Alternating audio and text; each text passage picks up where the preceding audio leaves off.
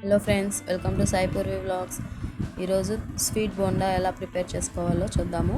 Sweet bonda అంటే మామూలుగా గోధుమ పిండితో ప్రిపేర్ చేస్తారు కదా, కానీ ఇది దోశ పిండితో ఎలా ప్రిపేర్ చేయాలో చూద్దాము.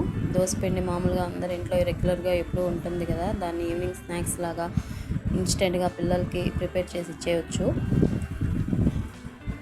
ఒక బౌల్లోకి దోశ పిండి తీసుకొని అందులో బెల్లం, అలాగే వేలకులు ఒక 2-3 వేసుకొని దాన్ని బాగా మిక్స్ చేసుకోవాలి. వాటర్ ఎక్కువ వేయకుండా కొంచెం వాటర్ వేసుకొని ఇలా నీట్గా కలిపి పక్కన పెట్టుకోవాలి.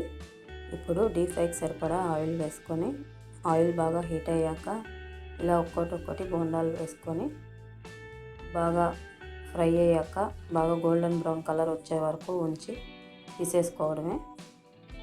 అంతే అండి, చాలా టేస్టీగా, పైన క్రిస్పీగా, లోపల చాలా సాఫ్ట్గా ఉండే బెల్లం బోండా రెడీ అండి. ఇవి మీ ఇంట్లో మీ పిల్లలు చాలా ఇంట్రెస్ట్గా తింటారు. ఎప్పుడు గోధుమ పిండితో కాకుండా ఈసారి దోశ పిండితో ట్రై చేసి చూడండి, చాలా సాఫ్ట్గా టేస్టీగా ఉంటాయి.